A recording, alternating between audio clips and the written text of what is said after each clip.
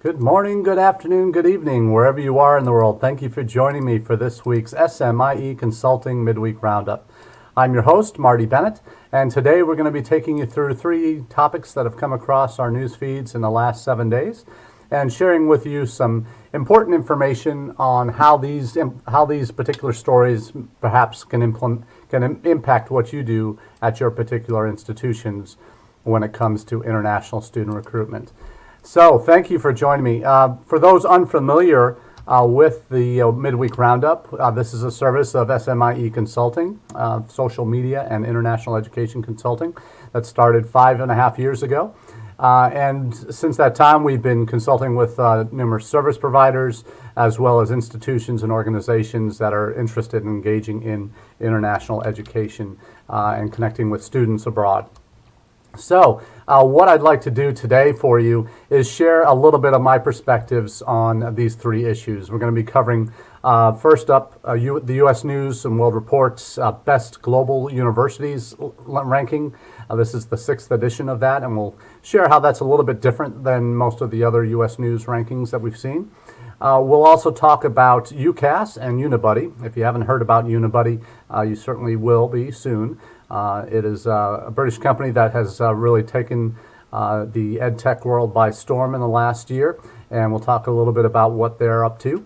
We're also going to be sharing a story out of Australia with some changes to the Australian international education strategy, and this is something that we've talked about here on the Roundup before, but certainly has a lot of interesting implications for U.S. institutions. Now, for those who have been with us before, you know that each week on Monday, SMIE Consulting puts out an e-newsletter called All the SMIE News Fit to Share. That comes out Monday mornings at 9 a.m. Eastern, and that comes straight to your inbox free of charge and features a number of stories, in international ed and social media news. And we pick 3 of those stories each week to highlight here on the Midweek Roundup. I always put the link to the latest edition of the e-newsletter that comes out on Mondays in the comments section on the Facebook page, but you can also go to smieconsulting.org/subscribe, and you'll be able to find the link to the newsletter. Again, is open to any who wish to find out and have a nice convenient digest each Monday morning when you get into the office on international ed and social media news and the implications for your offices. So let's jump right in, and I want to give a particular shout out to those who are listening to us on the podcast stream. That's on Google Play, iTunes, Stitcher, Spotify, and Podbean. Thanks for downloading the podcast, and having you as regular subscribers really makes this a worthwhile endeavor. And also thanks to those watching live now, and I know we have quite a few regulars that are tuning in now to hear what's happening with the latest stories we're covering today.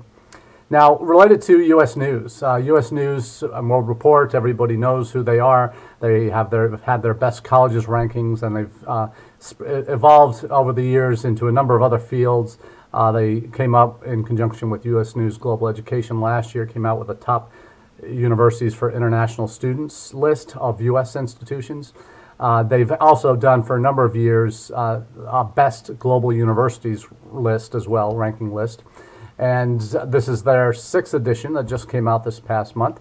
And I refer you to the story. It's a Forbes story that came out that covered the release of the latest rankings, the global rankings. And this is there are obviously a number of other global rankings out there. You've got QS, you've got Times Higher Ed, you've got the Shanghai list, a number of others that have been in the international rankings game for a number of years. U.S. News, again, this is their 6th edition.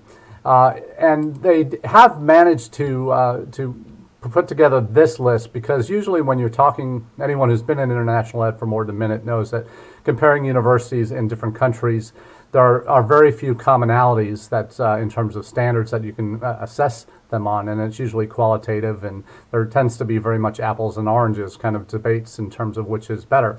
But there are, in this U.S. News rankings list, they found 13 different criteria that indicators that they've decided to assess the universities on, that are are international in terms of their scope on research productivity, impact of faculty affiliated with the university, of some significant objective measures.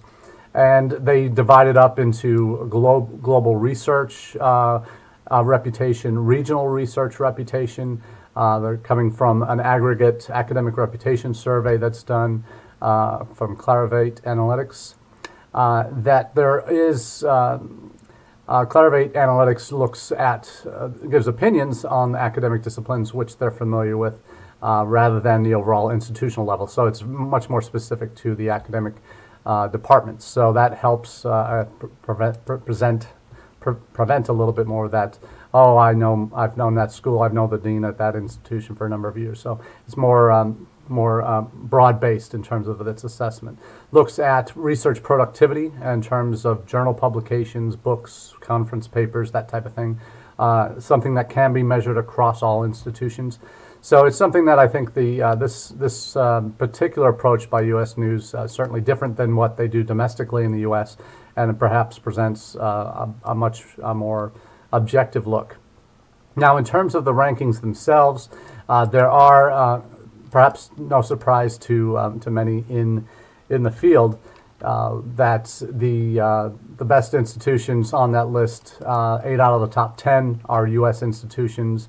There are, I think, of the top 1,500 universities in the world, I think there were over 300 institutions, U.S. institutions 249 institutions were listed. The U.S. had 249 universities ranked on this top 1,500 institutions from 81 countries. China had 188 listed, UK 86, Japan 82, Germany 66 in terms of the most popular or countries with the most significant institutions as part of that. I've also put the direct link to the U.S. News page for the top institutions, for the top 1,500. So I really encourage you all to check these out, and they do have some fairly decent demographics that you can look here, and I certainly encourage you all to take a look and see if your institution's in there. Top 259, 249 U.S. institutions are listed there. Rankings has never been something I've been particularly excited about, but certainly when it comes to global rankings, there's always some interesting dynamics when you compare different lists and different ways of assessing institutions. But no surprise, the U.S. quality-wise rises to the top amongst these institutions, global institutions, 1,500 or so that are on the list. But I bring it up as just an example of what we need to be aware of fully from the U.S. perspective in terms of how we look at ourselves internationally. We've talked about this many times on the Roundup, how important it is for U.S. institutions when they're devising their recruitment strategies, their international ed strategies, is particularly when it comes to inbound international students. U.S. schools need to realize that we are in an increasingly globally competitive market for these students, and have been for the last quarter century, really. But what has happened is other countries that have gotten into the game recently have become huge players all of a sudden, and others that have been kind of our competitors for a number of years, the UK, Canada, Australia, have ramped up what they're doing in terms of their approach to international education, in terms of the way they position themselves globally to prospective audiences, and doing much more in-country recruitment than the U.S. Is able to do on its own. And certainly a lot of that has to do with the lack of a national international ed strategy here in the U.S., whereas in Australia, Canada, the UK, there's much more of a coalescence, if not an outright policy, when it comes to international education for different countries at the national level, federal level. So we just don't have that here. And that is a challenge, and there are maybe some movements being made to engage more on a national level with an international ed strategy, but those are years away from actual reality. So what are we to do in the U.S.? And I think the recognition on the part of institutions And I've had this conversation with several institutions that have brought me in for consulting opportunities when we take a look at their overall international education strategy, and it's and their messaging that's going out through pamphlets, through PDFs, through websites, social media. It's how our U.S. institutions taking into account these other factors, other global factors in terms of other destination markets that may be presenting themselves in a much more attractive way than the U.S. is, particularly given the current political circumstances in the U.S. And policies that have been implemented. So what is an institution to do? And certainly it's needing to know what the lay of the land is and who are our major competitors, what are the motivations that bring students to different countries. Certainly my colleagues at IDP Connect, I've been working with for the last almost 2 years now. Their annual student buyer behavior reports that came out a couple weeks ago for the Australia International Education Conference. The release of that every year is certainly eagerly anticipated. One thing they've done new this year is introduced a parent buyer behavior report survey results, and that is a focus group for U.S. institutions that has been severely neglected over the years. Very few U.S. institutions are doing that well, and we'll have more on that in the month ahead, as we look at what some of the parent behavior commentary and survey results reveal. But certainly, U.S. institutions need to be aware that hey, our neighbors to the north are kicking our butts right now when it comes to India, recruiting students from India and increasingly China. Vietnam has risen up the ranks in terms of most popular destinations for Vietnamese students to Canada over the last 4 or 5 years. And why do you think that happens? That happens because they have a national policy of immigration that is very welcoming to international students, and it's in stark contrast to what happens south of the border in terms of the public perception of it. And certainly the routes from study to work and to eventual permanent residency or citizenship are very clearly laid out in Canada, and certain provinces fast track students that want to come and stay in their provinces, fast track them to citizenship after their studies.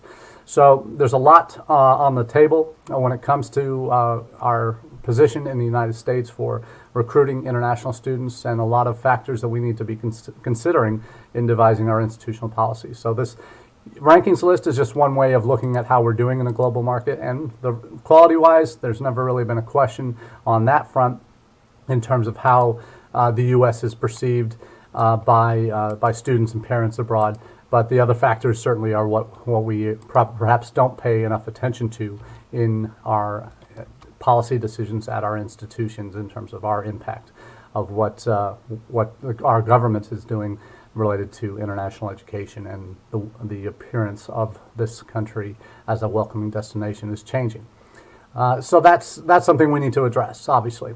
Now, one place where certainly prospective students can hear now directly from current students at their institutions is in the UK. For those unfamiliar with Unibuddy, I've just posted the link to a Pi News story that just came out this past week, where UCAS, and most folks will be aware, is the way all students, domestic or international, that want to apply to UK universities must go through in order to be considered for admission. So it's a very streamlined process for admission to the UK and their institutions.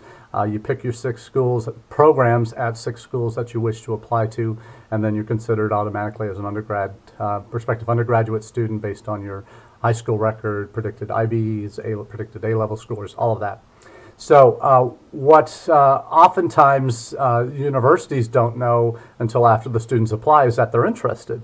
We've all heard of the stealth application phenomenon here in the United States with students that apply to our institutions, and institutions really have not had these students in their databases or haven't had any contact with them yet, at least that they're aware of. The students are certainly shopping us and looking at our websites and looking at our social media, but we don't always know that they're interested until we get an application. But how many do we lose in the process? But in the UK now, prospective university students can, through their UCAS application system, can be connecting with, once they've selected universities that they wish to be considered for, or programs at these universities they wish to be considered for, they can now have conversations with these students.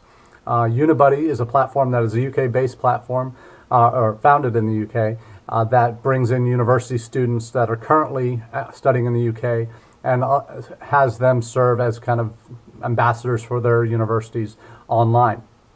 So it's a way of consolidating what a number of U.S. institutions already do, and they've broken into the U.S. market in the last 12 months, and will be expanding quite rapidly, I would assume, in the next few months as well. They provide, many U.S. universities have student ambassadors that are tour guides or perform maybe some social media or e-student counselors with prospective students and having those conversations. What the Unibuddy system does, it allows students at current institutions that are currently enrolled get connected with students who indicate interest in through the application process with UCAS.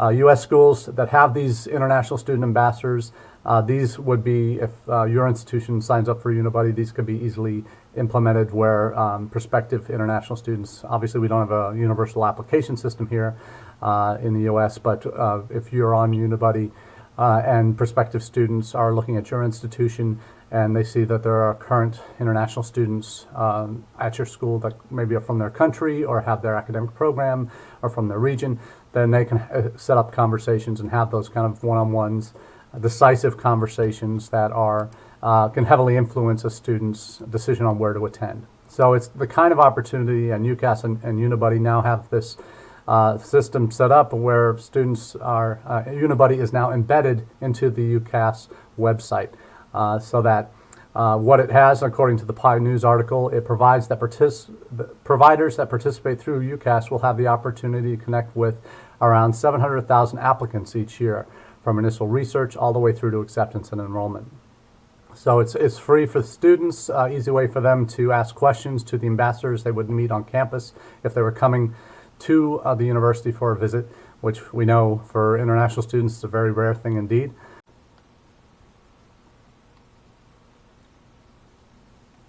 Sorry for those technical difficulties there. What it does show with UCAS is that UCAS has certainly seen value in what Unibuddy does in connecting the students that are using its system, the UCAS application system, to connect with universities. They've done a recent survey that revealed that 64% of students said the ability to connect with other international students influenced their university decision. So that's a fairly significant percentage that are impacted by their ability to have those conversations with students at the institutions they're considering. So again, if you haven't heard about Unibuddy, you certainly will soon. And I encourage all of you to, if you aren't already using international student ambassadors as part of your recruitment strategy of prospective students around the world, it's a strategy you should implement now. In fact, you should have implemented it 2 or 3 years ago. But it's a way to answer those questions and put your current students who are the best ambassadors for your institution in a place, with training obviously, to answer prospective student questions about the institution and provide that direct contact that it's not always going to be pretty, but it's going to be real. From your students to the prospective student audiences. So I hope, hopefully, whether it's through Unibuddy or other services like this, this is something that needs to be a regular part of your international admissions strategies. So, moving on to the last topic of the day, we talk oftentimes, I get comments from colleagues asking and actually commenting usually positively on why I spend so much time talking about other countries and what's happening in Canada, the UK, Australia, wherever it might be, in terms of their international education policies. And the reason for that is simply what we've talked about already, is that U.S. institutions need to realize the market that we exist in. We're at a competitive disadvantage right now when it comes to public perception. That's just a reality until, as I was talking to a group of Chinese agents and counselors last week, is that nothing is forever, and whether it is by term limits, worst case scenario, election results in the next year, or other political machinations that might change the occupants of the White House. The reality is our public perception is not great in the world market right now for prospective students. So it's incumbent on us to become aware of what our competitors offer better than we do, and how we can leverage other things like quality, like convenience, like services that do not exist to the level that they do here in the United States. So that is on us as institutions, on our leaders on campus to advocate to our legislators, to our government about what is needed in order for international education, one of the top export industries in the United States, to continue to thrive. It hasn't been like recently because of the political turmoil that's been created by this current administration. That's just the reality as it impacts our incoming international students. So why I focus on other countries like the UK, like Australia, like Canada, is they are doing things differently. Some of that is because they have a national strategy when it comes to international student recruitment, but they also provide different ways of looking at international education. We'll turn now to Australia. And one of the key factors in Australia that they've seen, and Himanshu, thanks for joining in, Hussein as well, glad you guys could be on the call today for this midweek roundup. When we look at Australia, for example, they have been doing coordinated national level international student recruitment the longest, since the mid-'80s when IDP was launched, their agent network was formed, and they're developing their universities as international student hubs. And that has certainly led to a lot of unintended consequences over the years. There have been ebbs and flows from different countries that have had, when they get large concentrations in any one university or any city, Sydney, Melbourne, the larger metropolitan areas have now become international student magnets. That has caused some challenges for Australia on a number of different levels, where Australian institutions see international students very much as ways to grow their institutions, to grow their budgets, and the resources that they have to do more for their students and their communities. But one of the key issues recently has been the over concentration of international students in some of the major metropolitan areas. So what has Australia done? From a national perspective, they are now allowing cities that are classified as regional cities, like Perth and the Gold Coast in Australia are now classified as regional cities or areas, that they can grant an additional year of post-study work rights, while those in regional centers, perhaps smaller, more suburban or rural areas, will have access to up to 6 years of post-study work. The federal government has just announced, and this was from a Pine News article last week. And these changes come into effect right away, November 16th. These go into impact. The changes will leave eastern state capitals of Melbourne, Sydney, and Brisbane as the only cities not classified as regional for migration purposes, and provides further clarity, according to the Pine News article, on several announcements made from March's Planning for Australia's Future Population document. So they are, Australia, and much like Canada is now, has been using international education as a way to help bring these talented individuals from other countries to that country to then become future immigrants to their country, and citizens, permanent residents and citizens, and contributing to the overall good of the nation. And some of these have been mirrored recently in Canada. We've seen this in some of the like the Atlantic provinces that have, or some of the Northwest provinces that have less traffic when it comes to international students, have created incentives for students to come who study there and then want to live and work there, providing significant incentives and pathways, fast-tracked paths to citizenship. So it's interesting to see how these will grow. But this move by Australia to help create more incentive for students to come to their country, but not just their country, to specific parts of their country, is a way to help develop their economy more uniformly and nationwide. And that's certainly an interesting approach, certainly something that I don't think we consider here in the United States, just because of the very nature of it. But wouldn't it be something if individual states had the ability to impact their international student enrollments by having some control on work opportunities within their states, to have more direct pathways to citizenship that could be coordinated on a national level and made possible on a national level. So it's something that, when you think about what we could do in the U.S., that is certainly one thing that might be something down the road that you might want to we would all want to consider as international educators, if we would have that kind of control. Certainly that's a long way off. Certainly it would require massive immigration overhaul that we've been talking about for decades here in the United States, certainly since the 80s, but certainly it's a long way off. So what is a reality is that Australia does have some issues, though. It's not all wonderful and flowery and no problems whatsoever. There has been some concern over students from certain countries in Australia, and this is one of the probably least international student-friendly publications in Australia, Macro Business in Australia. They are a constant critic of the way universities do things in terms of international student recruitment, and are very critical of some of the institutions that have lowered their standards or eliminated their English language standards in order to enroll international students. And there's been outcries from professors at these institutions that are calling out their institutions in Australia, that have been one in particular that was put on probation from his job because of his advocacy against the university's policies. He's been since reinstated, but says he no longer wants to have anything to do with that.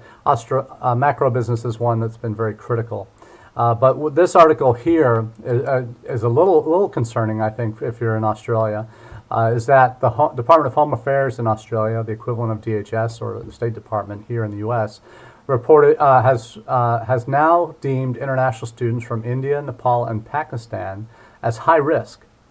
And according to this Macro Business article, means these students must now prove stronger English language proficiency scores, plus have sufficient funds in order to qualify for student visa, which is a little bit odd because these things, are English proficiency and funding, have always been a part, up until recently for some of these Australian universities, has always been a part of the visa process, the visa approval process in Australia. But you now see that they are required to the Department of Home Affairs there has increased the annual expenses to $21,000 that they must demonstrate, that they must have for the Australian student visa, and also they raised the amount if they're going to be bringing relatives or family members with them. That's the English proficiency piece is an important element of there. And that, obviously, India, Nepal are two of Australia's, the second and third largest sources of international students in Australia right now, and certainly ones that they don't want to lose. So it's certainly interesting to see how that develops and whether this puts Nepalis and Indian students off Australia a little bit, and maybe that we'll see what happens there on that front. But a lot happening, as usual, in international ed news, and we'll keep you abreast of it here on the Midweek Roundup, as well as in our e-newsletter on Monday mornings, all the SMIE news fit to share. For those who'd like to rather listen to these in future, you're welcome to subscribe to our podcasts, but you can also always catch the recorded sessions from the Midweek Roundup live on the Facebook page, on the video section, or on our YouTube channel for SMIE Consulting. And we have a playlist specifically for the Midweek Roundups. So until next week, it's Marty Bennett signing off and wishing you all the best. And until next time, cheers.